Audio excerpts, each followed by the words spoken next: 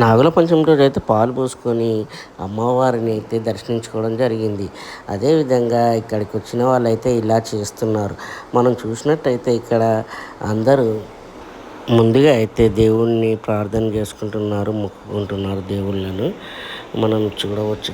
సంతోషి మాత, నల్లపోచమ్మ, అలాగే మనం ఇక్కడ పక్కనే వస్తే పోతరాజులు ఇలా టెంపుల్లో అయితే మనకు దర్శనం ఇస్తున్నారు. ఇక్కడ చూస్తున్నారు కదా, ఆమె అయితే మనకు అంతా రెడీ చేస్తుంది. చూస్తున్నారు కదా, ఇలా మన ప్లేట్లో తీసుకెళ్ళి అందరు కలిసి అయితే పూజ చేస్తున్నారు.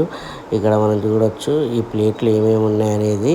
ఇక్కడ మంచిగా జూమ్ చేసి చూపిస్తాం మీకు. నిమ్మకాయలు ఉంటాయి కదా, నిమ్మకాయలు తీసుకొని అందులో నూనె పోసి దీపాంతాల్లాగా తయారు చేసి అందులో 2 అరటి పండ్లు అండ్ కిందనేమో అటుకులు అండ్ అవన్నీ పెట్టేసి ఇక్కడ పూజ సామాగ్రి అంటే వాళ్ళు ఇస్తారు, అవి పెట్టి అయితే నోములు నోచుకుంటున్నారు. చూడండి, ఇట్లా తీసుకొచ్చి దేవుడికి అయితే నోములు నోచుకుంటూ ఉన్నారు. ఈ శ్రావణ మాసంలో ఇలా చేస్తే చాలా మంచిది అని చెప్పేసి అయితే ప్రతి ఒక్కరిది నమ్మకము. ఇక్కడ మీకు క్లియర్గా అయితే చూపిస్తున్నాను. ఇలా నోములు నోచుకోవడం వల్ల చాలా మంచి జరుగుతుంది అనేసి ప్రతి సంవత్సరం శ్రావణ మాసంలో అయితే ఇలా చేస్తున్నారు.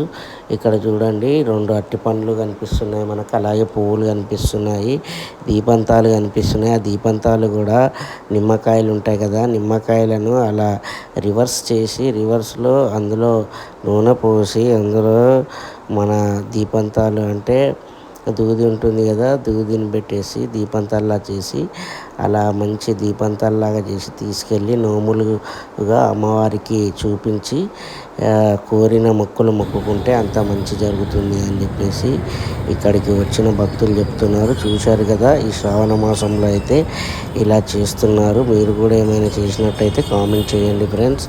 చూడండి ఎలా నోములు నోచుకుంటున్నారో. Thank you. లైక్ చేయండి, షేర్ చేయండి, సబ్స్క్రైబ్ చేయండి.